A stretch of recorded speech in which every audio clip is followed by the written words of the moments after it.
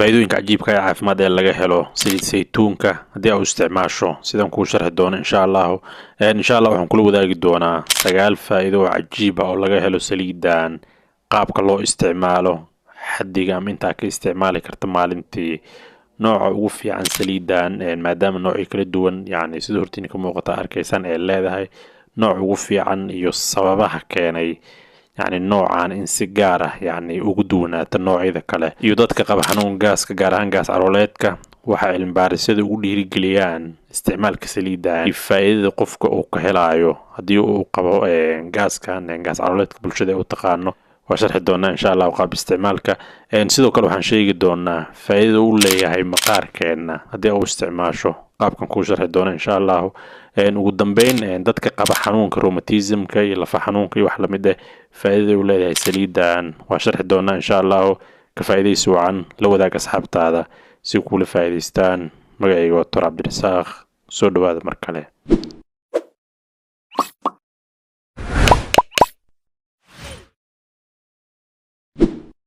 كهور انت uguda galin isticmaalka saliidan qaabka loo isticmaalo marka hore waxaan sharxeynaa 9 faa'iido ee laga helo saliidan sida hortiin aad ka arkaysaan faa'iidada koowaad saliid saytuunka ee leedahay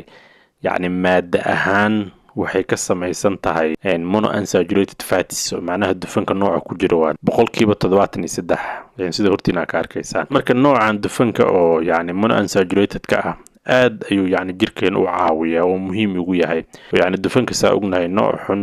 iyo nooc fiican ayaa jiro oo saliidaha yani ay ka samaysan yihiin marka saliidan maadaama monounsaturated ay ka samaysan tahay waxay ku fiican tahay yani qofku inuu isticmaalo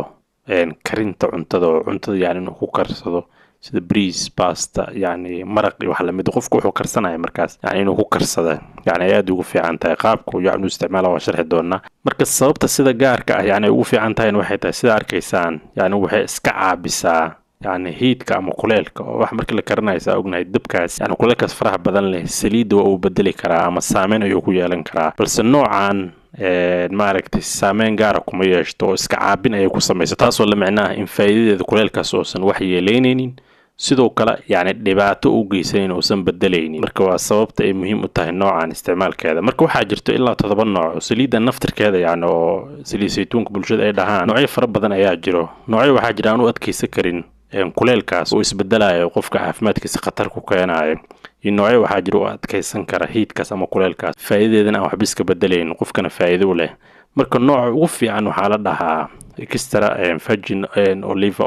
oil ayaa la sidoo hortiin ku qoran noocyo badan ayaa la arkaysaa ilaa 7 ayaa la gaarsiyaa marka nooc ugu fiican waa midaan koowaad oo extra virgin olive oil oo had saliid la hortiin ka arkaysana magacan ayaa muhiim ah extra virgin olive oil waa mid ugu fiican sababta ugu fiican tahay waa maxay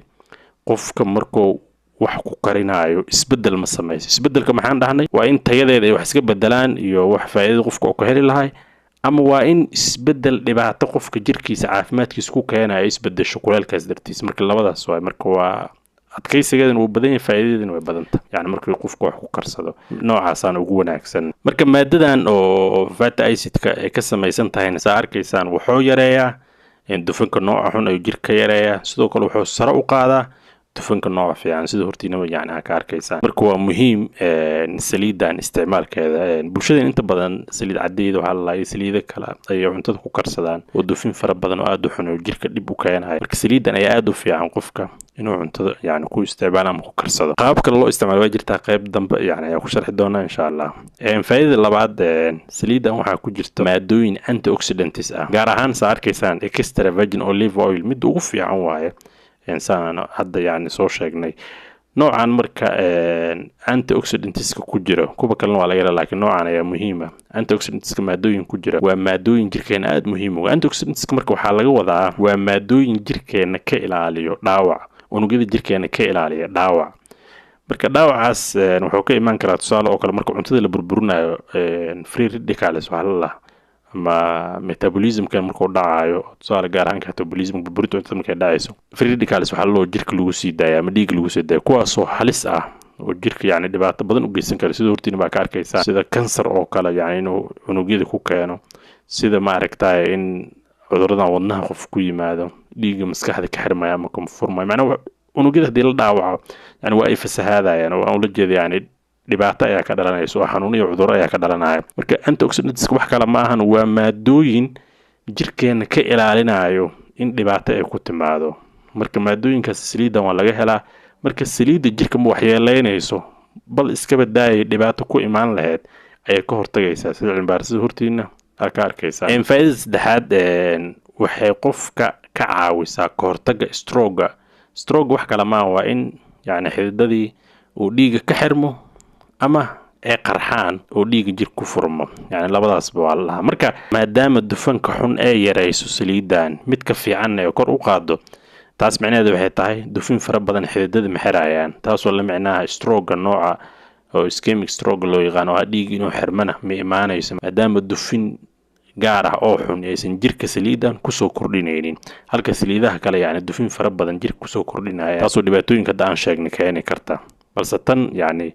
sida cilmibaarisada hortiina ka arkaysaan 841,000 oo qof lagu sameeyey, sidoo kale 140,000 marka cilmibaariso kale lagu sameeyey. cilmibaariso fara badan ayaa laga sameeyey yani dadka isticmaala saliidan khatarta u nuglaanshaha stroke, sida tusaale oo kale yani in xididada dhiig oo ka xirmo oo kale, sida hortiina ka arkaysaan yani khatarahaas ay ka hortagaysaa maadaama dufin fara badan aysan lahayn. faa'idada afaraad waxay muhiim u tahay يعني caafimaadka wadnaheena oo saa sheegnay hadda hordhiciiba, maadaama dufin ku jiro oo yahay dufin fiican midka halistana jirka ay ka yareynayso cudurrada ku dhaca wadnaheena. kuwa ugu caansan waxaa ka mid ah in xididkii wadnaha dhiiga siinaya ama coronary artery lahaay yani ay xeer ama dufin iyo wax lamid ay xirta, maadaama inta badan bini'aadanka uusan controlin waxa uu cunayo. marka saliidan haddii ay isticmaasho xididada si guud iyo si gaara xididadanba waxay ka ilaalinaysaa dufin inay halkaas yani iskugu soo aruurto, halkiina maaragtay ee xirto, sidaasna maaragtay wadnihii oo shaqadii ku gabo. marka waa muhiim si guudba micnaha shaqada saliidan ayaa ahba dufinkaas xun inay ka ilaaliso midka fiican ee sare u qaada, sida hortiinaba yani qormada ka arkaysaa. taas waa faa'idada yani afaraad. faa'idada shanaad qofka uma keenayso cayil oo yani miisaanku ma ziyaadinayso, sababtana waxay tahay dufinka xun yani ma ziyaadayso. dufinka xun ayaa keena qofkin jirkiisa oo bararo xeer aan loo baahnayn oo zaa'id ah yani ay ku darsoonto. marka iyadana waa qodob kale oo muhiim ah, qofka cayil gaar kuma ziyaadinayso, halka saliid cadayda iyo saliidahan kale aan isticmaalin cayilka ay keeni karaan. faa'idada lixaad waxay hoos u dhigtaa khatarta sokorta nooca labaad ama type 2 diabetic wax loo yaqaan. sababtan waxay tahay saa ognahay sokorta nooca labaad waxyaabaha qofku u nugleeyay inay ku dhacdo waxaa ka mid ah cayilka, xididada inay ama dhiigga inuu dufin fara badan yeeshto, yani dufin fara badan ama xeer fara badan ay xirtaa arkaysaa. marka waxyaabahan oo dhan way ka hortagaysaa, marka khatartaas qofku uma nuglaanayo. inna fahantaan ay arjeenaya. qodobka toddobaad waa anti cancer properties ay leedahay. sababta loo dhahayo waxay tahay oo yani aan la jeedo yani kansarka ay ka hortagtaa, si caadi uga hortagto like si indirect oo loola jeedo qofka saliidan markuu isticmaalo maadooyinka antioxidantska ay yani laga helayo saliidan waxay sababayaan in free radicalska jirka yani ay ka qabtaan ama yani halistooda yani ka badbaadiyaan ay ka hortagaan. taasna waxay keenaysaa in unugyadii damage ama dhaawac uusan gaarin, taasna waxay sababaysaa in qofka uusan u nuglaan kansar iyo wax la mid ah. marka waa muhiim ayadana. faa'idada toddobaad. faa'idada sideedaad qofka haddii uu qabo rheumatoid arthritis ama rheumatism waxaan bulshadeena u taqaano kala goysada jilbaha iyo wax la mid ah, qofka aad ay u xanuunayaan, sida cilmibaarisada hortiina ka arkaysaan saliidan waa u fiican tahay.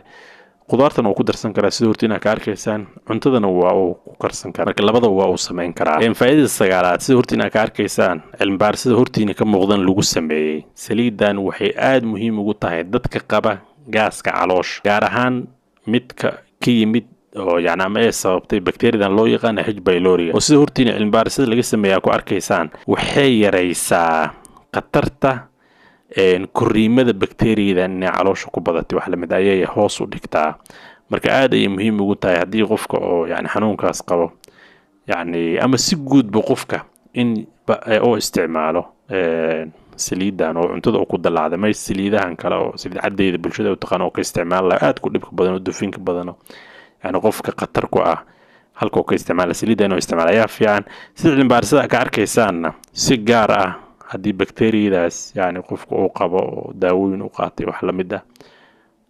saliidda inuu isticmaalo aad ayuu anfacaysaa oo cuntada ku darsado. marka sagaalkaas faa'iido يعني ayaa ugu badan faa'iidooyinka laga helo. faa'iidooyin kale oo badanna waa jiraan laakiin sagaalka ugu muhiimsan waaye yani oo laga helo saliidan. marka sidee loo isticmaalaa saliidan? dhowr qaab ayaa loo isticmaalaa. sida qofkii inuu cunto ku karsado sida hortiina ka arkaysaan,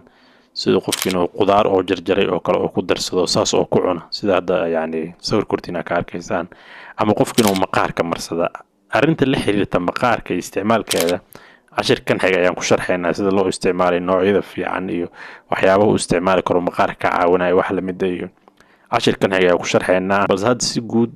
qofka yani cuntana uu ku karsan karaa, soo kale qudaarta sidaan oo kale ugu darsan karaa yani oo ku cuni karaa. laakiin cuntada xaddiga aad ku darsanay waxay ku xiran tahay xaddiga cunto aad karsanayso. cuntada aad karsanayso inta ay la eg tahay ku xiran tahay inta aad ku darsanayso. kulli qiyaas inta badan qofka uu fahmayaa. إن فهمتني أرجعنا وحسوا على قبطان خيط فرضا مكمتري ونوريبو. السلام عليكم.